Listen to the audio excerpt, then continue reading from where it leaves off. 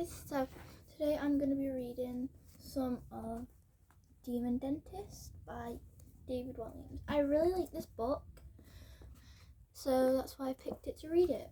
I'm not going to read the whole thing, but it's like 400 pages. But I'm going to do like these videos where I read a chapter of this book, and I really want to finish this book, and I might make a series on this too, if you guys want to see that. So yeah, so let's just get into it.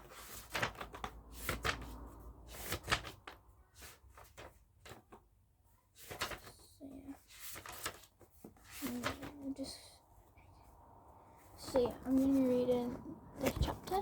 It's A Simple Case of Toothpaste, and it's chapter 1 too. So yeah, I might read like 1 or 2 chapters in each video. I'm going to do like part 1, part 2, and like stuff like that. So yeah, let's just get reading. Alfie hated going to the dentist. As a result, the boy's teeth were almost all yellow. The ones that weren't yellow were brown.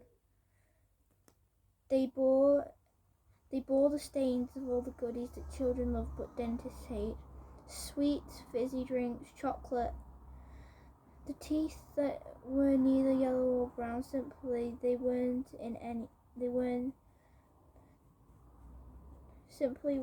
there anymore. They had fallen out.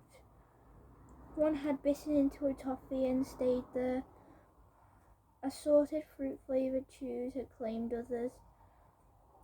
This is what young Alfie looked like when he smiled. That's because this 12-year-old boy hadn't gone to the dentist since he was very little. Alfie's last visit was when he was around 6. It was a simple case of toothpaste, but it ended in a disaster. The dentist was an ancient man, Mr. Erstwhile. Despite his good intentions, Mr. Erstwhile should have retired many years before. The dentist looks like a tortoise, an old tortoise at that. He wore glasses so thick they made his eyes appear to be the size of tennis balls. Mr. Erstwhile told Alfie the tooth in question was rotting. A filling wouldn't save it, and unfortunately he had no option but to take it out. The dentist yanked and yanked and yanked with his huge steel forceps, but the tooth wouldn't come.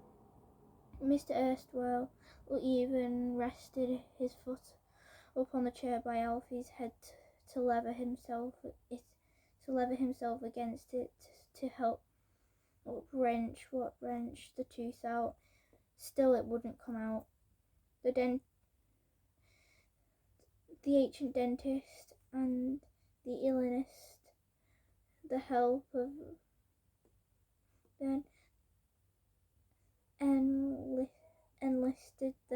of even older dental nurse. Miss Prigg was instructed to hold him and tug as hard as she could. Even the tooth wouldn't come out. Soon the hefty receptionist, Miss Vale, was asked to step in the room to help. Miss Vale weighed more than Mr. Erstwhile and Mrs. Prigg put together, but even with all the ballast, the tooth wouldn't come.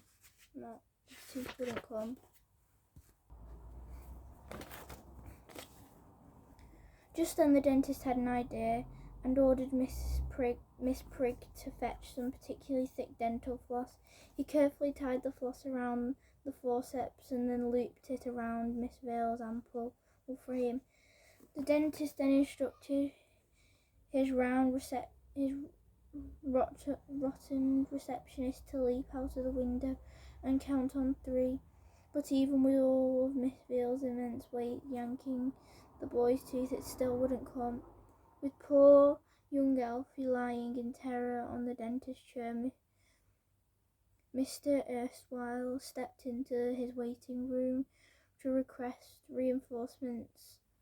The growing crowd of patients waiting to be seen were hand to assist. Young and old, fat and thin, the elderly dentist needed all the help he could get. Nevertheless, even with a lengthy human chain and an army of yankers, the tooth stayed. Well and truly put. But this time poor little Alfie was in great distress. The pain of having his tooth pulled was 100 times worse than the toothache. However, Mr. S. was determined to finish what he had started. Sweating profusely, the thirsty dentist took a large swing of mouthwash and gripped onto the forceps as tightly as he could. Finally, after what seemed like days and weeks, even months of yanking, Alfie heard a deafening crunch. The dentist had gripped so hard he had crushed the tooth. It exploded into thousands of tiny fragments inside of Alfie's mouth. With the ordeal finale over, Mr. S. and his helpers were lying entangled in a heap on the surgery floor. "Well done, everyone," he announced as his assistant, Miss Prigg, helped him on his feet. Oh, that tooth was a stubborn little blighter. Just then Alfie realised something. He still had a toothache. The dentist had taken out the wrong tooth.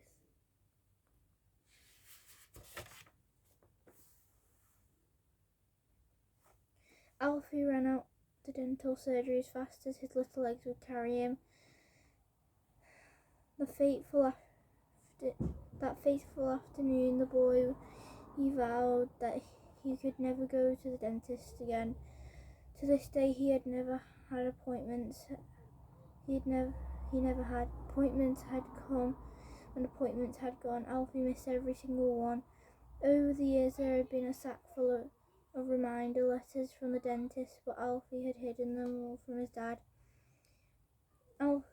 Alfie's was a family of two, just him and his father. The boy's mother had died giving birth to him. He had never known her. Sometimes he felt sad, as if he missed his mother, but then he would tell himself, how could he miss someone he had never met? So guys, that's all I'm going to be reading right now. So we're on page 29. So yeah, part 2 either later on today or tonight I'll make it. But yeah, so yeah, I'll see you guys in part 2 for the book. If you want to carry on reading, and I'll also might be posting other videos too. So yeah, bye guys.